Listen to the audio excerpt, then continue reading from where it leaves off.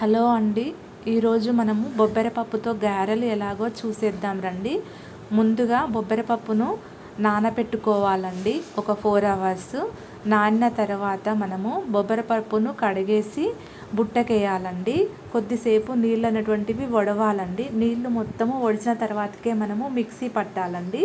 లేదంటే పప్పు అనేటువంటిది పట్టాక మనకు పేస్ట్ అనేది లూజ్గా వస్తుంది. అప్పుడు చేతికి గారె రాదు నూనెలో వేయడానికి. అందుకని పప్పును ఆరనివ్వాలండి జల్లిబుట్ట లోపల. ఆరిన తర్వాత మనము ఒక మిక్సీ జార్లోకి బొబ్బెరపప్పు తీసుకొని అందులో కొన్నన్ని వెల్లుల్లిపాయలు వేయాలండి. అదేవిధంగా ఉల్లిగడ్డ వేయాలి, ఒక ఉల్లిగడ్డ వేయాలి, పచ్చిమిర్చి, జీలకర్ర వేసి పేస్ట్ చేయాలండి.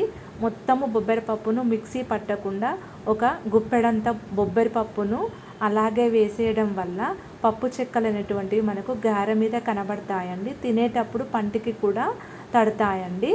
ఆ విధంగా పంటికి తగలడం వల్ల టేస్ట్ అనేటువంటిది బాగుంటుందండి.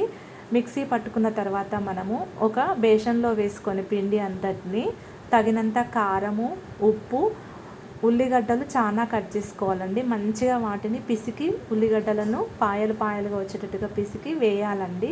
ఇందులోపల నేను పుదీనా, కొత్తిమీర, అదేవిధంగా కరివేపాకు వేసానండి. పచ్చిధనియాల పొడి కూడా వేయాలండి. తర్వాత మనము టేస్ట్ చూసుకొని ఉప్పు కారం సరిపోయిందో లేదో చూసుకోవాలండి. చూసుకున్న తర్వాతకి మనము ఒక మూకుడు పెట్టుకొని ఆయిల్ పోసాక ఆయిల్ వేడెక్కేలోపు మనము ఒక పీట మీద తడిగుడ్డ తీసుకొని కాటన్ క్లాత్ మీద మనము ఈ యొక్క గారెలను ఒత్తి వేయడం వల్ల మంచిగా వస్తాయండి. ఇప్పుడు నాకు గారెలు అనేటువంటివి రెడీ అయిపోయానండి. నా యొక్క గారెలు మీకు నచ్చితే లైక్ చేయండి, షేర్ చేయండి. థ్యాంక్ యూ అండి.